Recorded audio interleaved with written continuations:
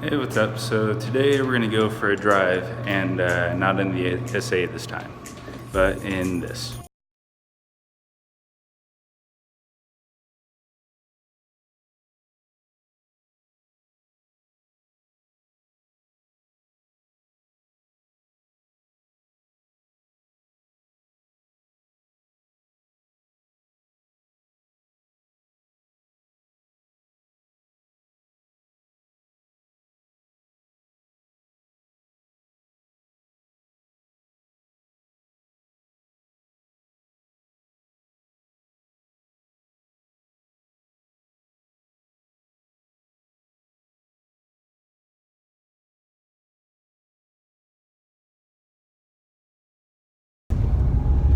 Okay, so some of the things I want to talk about is why I bought this car. Now, I know I still have the R3S1, which is a 2004 RX8 GT. That car, I bought a donor car to help build. That was a 2009 RX8 R3. It was totaled. You should be seeing some pictures of that car now. What I did with that car is I took the engine, trans, diff, both subframes, front and rear, and all the wiring from that car and transferred it into the 2004 car. And my goal for that was to get it to run and drive like a stock Series 2 RX-8, just like this one is now. And the problems that I ran into was Immobilizer and ECU issues. Now the ECU I think was just fine, but issues with the Immobilizer system and the security modules, they didn't match, and was preventing the car from starting and doing stuff. And actually, I'm going to show you a clip of what that car exactly does when I turn the key to ignition, or no, on and then ignition. So here's that. Okay, so battery's connected, keys in. There's the keys in there. It is now on the ACC. I'm gonna turn it to on. You can hear it doing stuff. If I push the gas pedal, it moves the throttle body. That's what that sound is. But yeah, gauge cluster does not sweep. Let's see. I had the key with the car with a key through it before too, but it's not showing that. Or is that it? It's showing that little car with a lock on it, but I don't know. Close the door and see if it does anything different. Oh, there it is. Key with a forget what that symbol is. But yeah, that's what it does. If I push the key in, it shows that light.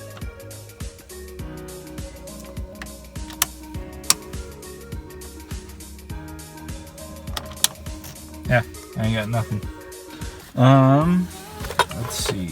I'm gonna show you that the car does know it's at least an RX-8. It's upside down, but yeah, it knows it's an RX-8. Yeah, that's all the car does. Okay, so from that, there's some more issues that could be underlying. And what I mean by that is when an RX-8 has Immobilizer issues, like if it gets rear-ended and the security module in the back gets destroyed or something like that, it should be able to still, when you turn it to on, do stuff. It'll sweep the gauge cluster and it may even try to start the engine, but it won't start because the Immobilizer is blocking it from doing so. That is one of the security features of the RX-8 and most modern cars today, and why I hate them. But because it doesn't sweep the gauge cluster or do anything, I suspect that some of the electronic components may be damaged or not working as they should, preventing it from doing other stuff. So I can turn the accessory lights on, I can turn the headlights, the brake lights, and all that stuff on. All that stuff works, just not the car itself. It doesn't do stuff that a car should do. And I did speak with Mazda. I talked with them about ways to resolve it, and they suggested bringing it in, towing it to them, and then the cost to have them reset and reflash the ECU, all the security modules, speeding, and all that stuff, and reprogram new keys, which would also be another 150 to 200 bucks. The reflash and security reset stuff, that would be 400 bucks. That includes diagnostics and reflashing and reprogramming and all that shit. So up to about $400 plus to, yeah, 600 bucks. 600 bucks through Mazda, up to that for a maybe.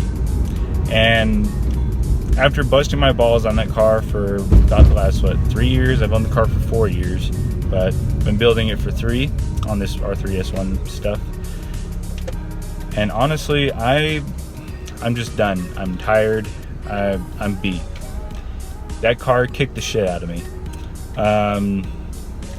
and physically too. Like I'm not bullshitting it. Literally, that car kicked the shit out of me.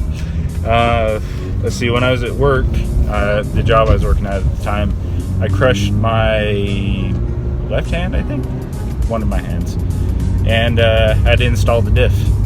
Well, the only way I was able to do that was finding a soft spot on my fucked up hand and lifting the diff up into the car.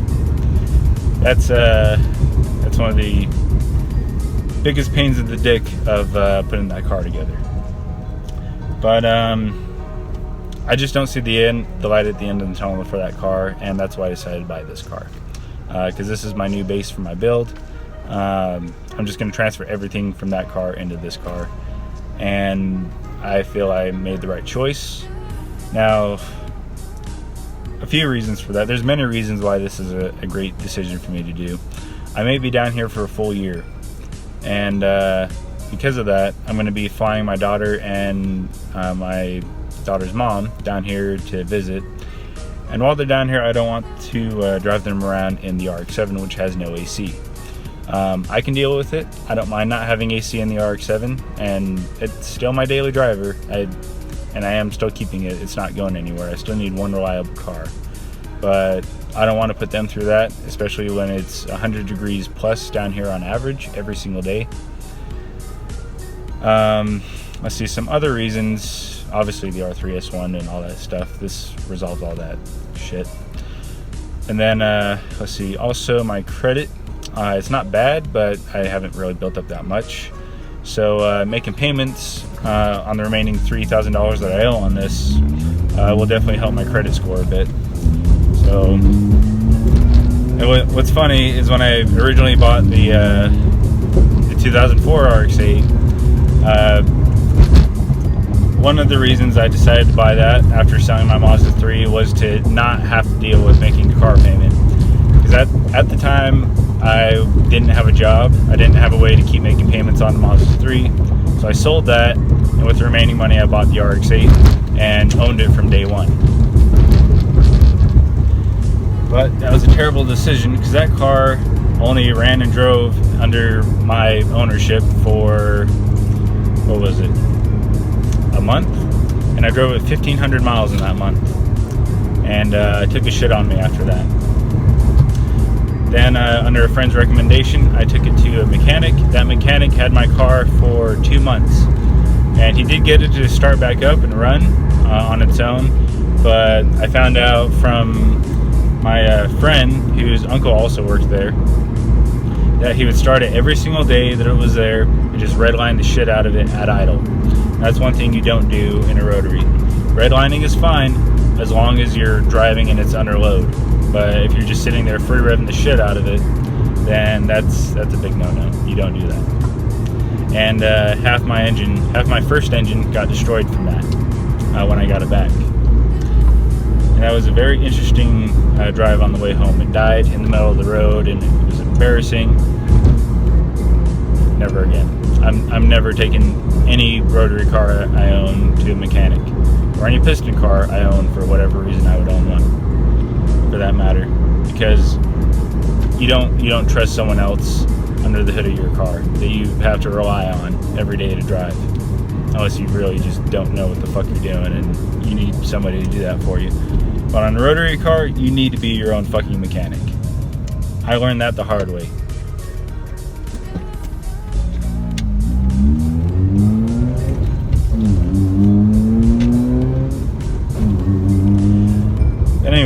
I'm really enjoying driving this RX-8. It does have issues that need to be addressed, but just driving it around base seems to do just fine. So far I've driven it exactly 63.5 miles since picking up from the dealer. And let's see, I'll show you what I'm seeing right now. So I just pulled into a parking lot, so I'm not recording holding my phone and driving at the same time because it's very hard to do with manual. Anyway, this is what I see on my dash. So I'm gonna turn the lights off so it's just one less light. Airbag light is constantly on. I'm not sure why that is. I think it may be the fact that this seatbelt right here isn't attached to the rail down there. I don't know. I'll have to look into that. Also, ABS and traction control lights are on, and my TPS sensor is on also. And I will show you the exact reason why that is.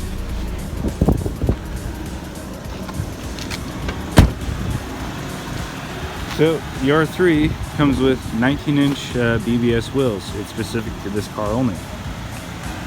But if you go around to this other side, look at the rear wheel and look at the front wheel. It's kind of hard to see at first glance, but when you get closer,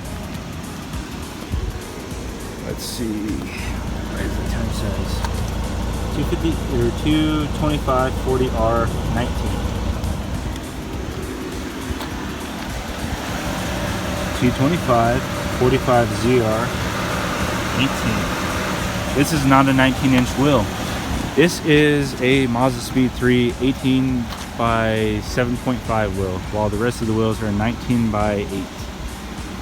That is a big no-no. That you don't do that. But that's what's throwing my ABS sensors off and causing the light.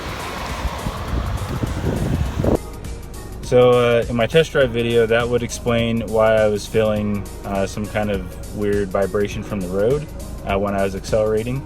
If you haven't watched that, go ahead and go back and watch that, come back here. But yeah, that's what's causing that. But good news is an R3 in a junkyard, and I don't know exactly where. And luckily a dude that was nearby that junkyard offered to go pull the 19-inch BBS wheel that was still on the car off for me, and also pull another part that is missing from this car. So part of the R3 package comes not only with the Recaros, but these door cards. It looks exactly like every other RX-8 door panel, except it has this this fabric, which I believe is the same as the center for the Recaros. Look at that. They should all match. There's a problem. That doesn't. That is from a cloth interior, I believe a Series 1, and I believe it's the same RX-8, the junkyard that I pulled an engine out of not too long ago, that the taillights on this car came from. So that doesn't match. But lucky for me, the R3 that's in the junkyard that the 19-inch wheel came off of also had door cards in it, and I have that exact door card in that I need. So that's coming with the wheel, and also this panel that had a sound system shit in it. I don't know if you can see that too well, but there's a bunch of holes drilled into it, and that's because there was a bunch of sound system garbage in it. Now I think the sound system wiring was the most concerning for me, and that was the very first thing that I ripped out of this car after getting it back to the barracks. There we go. So I'm going to show you some pictures now of all the wiring that I pulled out that was just for the sound system. It was just a clusterfuck of a fire hazard waiting to happen. So yeah, that's why it was the first thing to come out. I don't care about audio at all in my cars, so that's another reason that I pulled it out, because you know, I'm not some racer with a Civic that wants to, you know, blast shit out of a sub and rattle the whole fucking car and causing all sorts of issues. So yeah, no sound system. But I'm really enjoying this car. I'm very happy with it, and yeah, I feel like I made the right choice. Now, if I didn't already own the R3S1, I didn't build it and have all the parts ready to go for this car, and have that as my end goal, and I was just buying this as a base to start off fresh, this would be an absolutely terrible buy. You can buy a much better shape, maybe not an R3, but a Series 2 RX8 with less miles, with a clean title for maybe a few grand more. Or some people have actually bought an R3 that's in much better shape, lower miles, everything's sorted, and everything checks out, unlike this car, for not that much more, like maybe a few $100 more. It does happen, but usually at auctions or something like that. But this is what popped up near me. I saw the opportunity, I jumped on it, and I made shit happen, and I'm very happy I did. Now I do also have a plan to make a good portion of my money back off this car. I'm selling these Recaros. I may or may not replace the inserts that are missing and sell them that way, or I may just sell them as is. But either way, I'm selling the Recaro seats, front and rear, for $1,500. If they don't sell within the next month or two or whatever, then I'll just probably buy the inserts and sell them for the same price with them. I'll take a little bit of hit on profit or making my money back there, but if they sell, great.